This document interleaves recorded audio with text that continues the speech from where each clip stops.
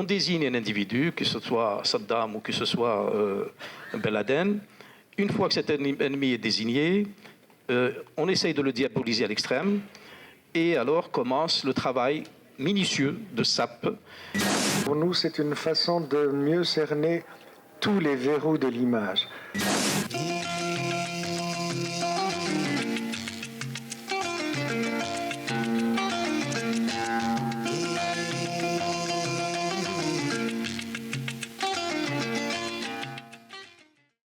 Le paroxysme de l'influence des médias a été atteint avec la première guerre du Golfe, où pour la première fois, on a considéré que les médias étaient un front à part qui venait en aval et en amont de la vraie guerre qui se préparait. Et donc l'administration américaine, à ce moment-là, a joué de main de maître, vous l'avez constaté par vous-même, le jeu de la transparence opaque. On a l'impression que tout est clair, mais en fait, une opacité totale.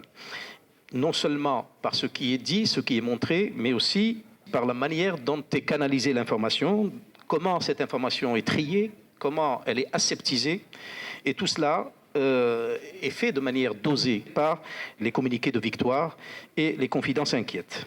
Avec la guerre d'Afghanistan, le remake de la première guerre du Golfe, on désigne un individu, que ce soit Saddam ou que ce soit Ben Laden.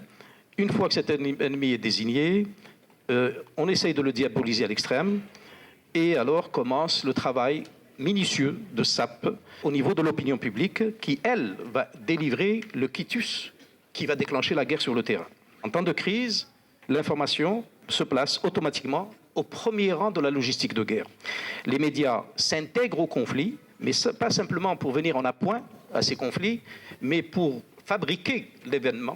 Il ne faut pas non plus que ces médias occidentaux masquent ce qui se passe chez nous et dans nos pays arabes, africains, etc. La manipulation et le trucage de la réalité existent aussi bien dans les pays que je viens de citer que dans la production audiovisuelle arabe ou africaine.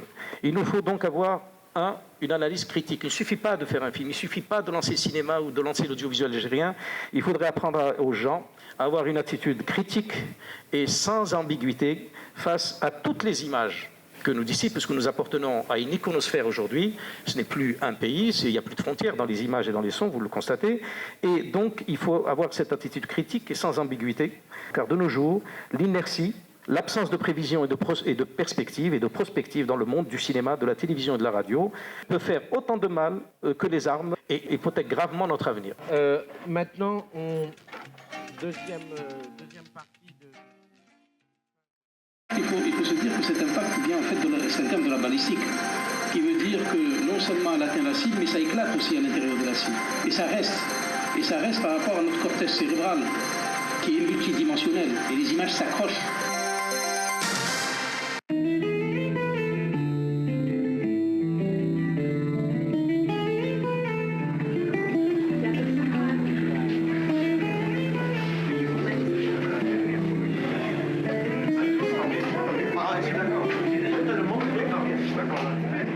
De l'époque coloniale constitue, à travers ses évocations, ses silences et ses omissions et ses mythes, un révélateur exceptionnel d'un contexte sociologique assez significatif.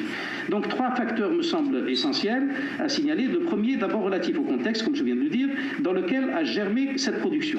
Le second élément, non moins négligeable, est lié à l'émergence du cinéma, qui était à l'époque un monopole exclusif des Européens. L'Algérien, c'est simplement à partir de 1957 qu'il a commencé, donc 62 ans après la création du cinéma, qu'il a eu un accès au 7e art. 60 années donc durant son invention, le 7e art était inaccessible aux colonisés qui en étaient réduits à contempler leur propre image à travers le reflet des autres. Donc double regard aliénant. C'est par les moyens de l'analyse qu'il est possible de répondre peut-être à ces questions et de dépasser le lien mécanique qui régit le rapport entre l'histoire et le cinéma, et donc d'examiner les structures de signification des films et les mécanismes qui participent à leur production et à leur signification.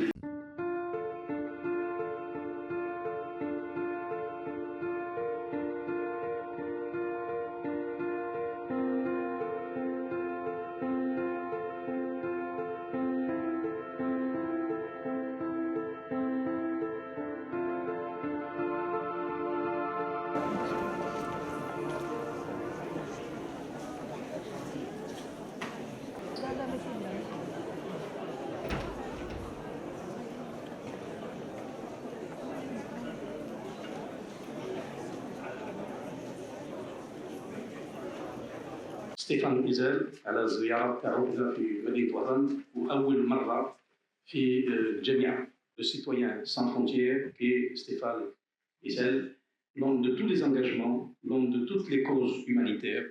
Cette déclaration dont il nous a amené un exemplaire, la déclaration de l'homme, la déclaration des droits de l'homme, il est à son origine quasiment.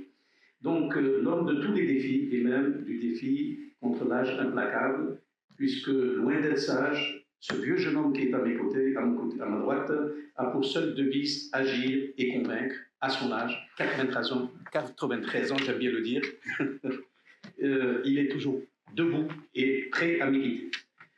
الكلمة العميد الجامعة باش يرحب لنا بالضيوف تاعنا et donc on démarrera le débat avec un introductif de notre cher ami qui nous fait donc le grand plaisir d'être là.